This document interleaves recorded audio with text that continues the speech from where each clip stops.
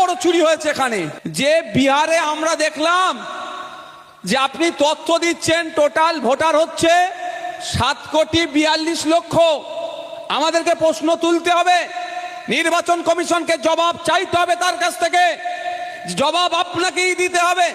যতটুকু খবর পাচ্ছি আমরা, বিহারে 7,42,00,000 ভোটার, আর খোঁজে নিয়ে দেখছি বিহারে ভোট দিয়েছে, বিহারে ভোটের সংখ্যা 7,45,00,000।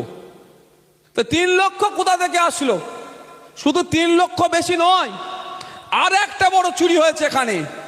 যে অভিযোগটা এসছে, বিহারে 100 জনের মধ্যে মানে টোটাল ভোটারে 66.67 66.67% ভোট পুল হয়েছে, পড়েছে।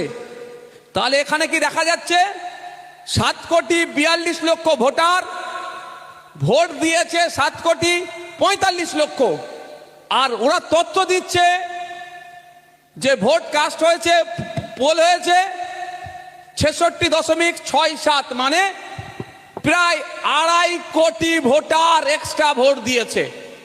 তাহলে এই 2.5 কোটি ভোটার কোথা থেকে আসলো? কোন কবর থেকে উঠলো? কোন শ্মশান থেকে উঠলো? কোথা থেকে আসলো? এর জবাব কিন্তু আমরা কি করব? আমরা যেমন আমাদের ফর্ম ফিল আপ করে জমা দিচ্ছি, তার সাথে সাথে কেন্দ্রীয় যে নির্বাচন কমিশন আছে, ভারতের নির্বাচন কমিশন, তার কাছ থেকেও আমরা চাইব এর জবাব আপনাকে দিতে হবে। কারণ আপনাকে আমরা রেখেছি সংবিধানের আর্টিকেল 324-কে সামনে রেখে ভারতের নির্বাচন কমিশনের পাওয়ার, সেই পাওয়ারের তালে মিসইউজ হচ্ছে, পাওয়ারের ভুল ব্যবহার করা হচ্ছে। যেমন আপনাদের বলছি যে মাস্টারের যদি কোনো ভোটারের, মাস্টার কাকে বলছি?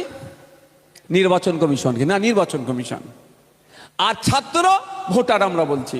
মাস্টার কোশ্চেন পাঠিয়েছে, আমরা বাধ্য ছেলের মতো উত্তর দিলাম, তো যার উত্তর নেই এখানে উত্তর ছেড়ে দিলাম।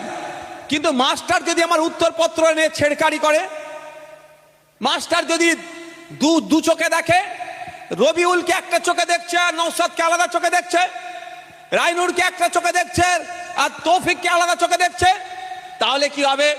ছেড়ে কথা বলা হবে না, কারণ উত্তরপত্রের কপি আমার কাছে আছে। তখন তো আমি চ্যালেঞ্জে যাব যে আমিও সঠিক উত্তর দিয়েছি, রবিউলও সঠিক উত্তর দিয়েছে। 10-এ রবিউলকে আপনি 10 দিলেন, আর 10-এ আমাকে কেন 2 দিলেন? এর জন্য, বা 10-এ আপনি আমাকে খাতা কেটে দিলেন।